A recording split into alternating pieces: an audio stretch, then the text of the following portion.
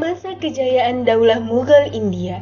Masa kejayaan Daulah Mughal India ini terjadi di masa pemerintahan Akbar pada tahun 1556 sampai 1605 Masehi.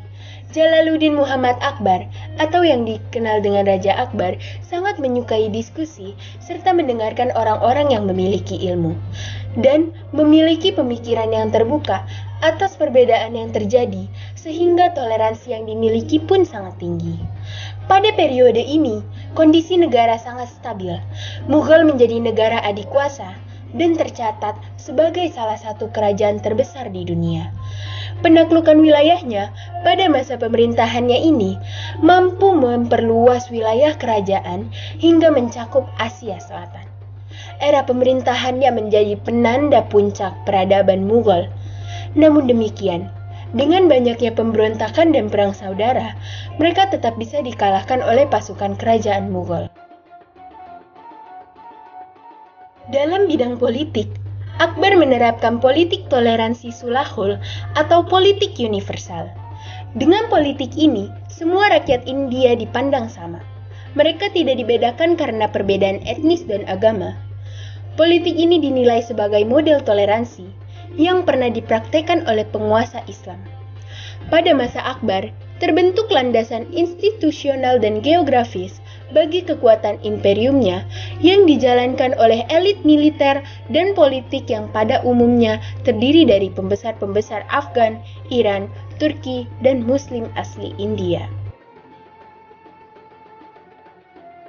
Dalam bidang ekonomi pada masa ini, Mughal telah mengekspor kain ke Eropa.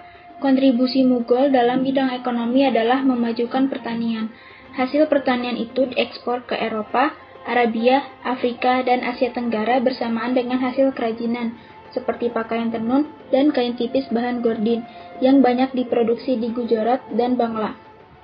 Pada masa Akbar juga konsesi perdagangan diberikan kepada The British East India Company atau EIC, yaitu perusahaan Inggris India Timur, untuk menjalankan usaha perdagangan di India sejak tahun 1600 Masehi. Mereka mengekspor katun dan busa sutra India, bahan baku sutra, sendawa, nilai dan rempah, dan mengimpor perak dan jenis logam lainnya dalam jumlah yang besar. Di bidang sastra pada masa ini juga banyak karya sastra yang bermunculan. Di era kekuasaan Raja Akbar, riwayat dan pemikirannya ditulis oleh filsuf Abu Fazl lewat kitab bertajuk Aini Akbari dan Akbarnameh. Raja Jahangir menulis karya sastra biografi bertajuk Zuki Jahangiri. Abdul Hamid Lahori menulis riwayat hidup Shah Jahan dalam kitab Padshah-Nama.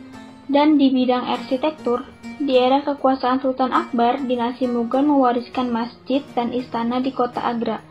Selain itu, Daulah Mughal juga mewariskan bangunan lainnya seperti Taj Mahal, Benteng Agra dan Benteng Merah, Jama Masjid, Makam Akbar, Makam Humayun, dan masih banyak lagi.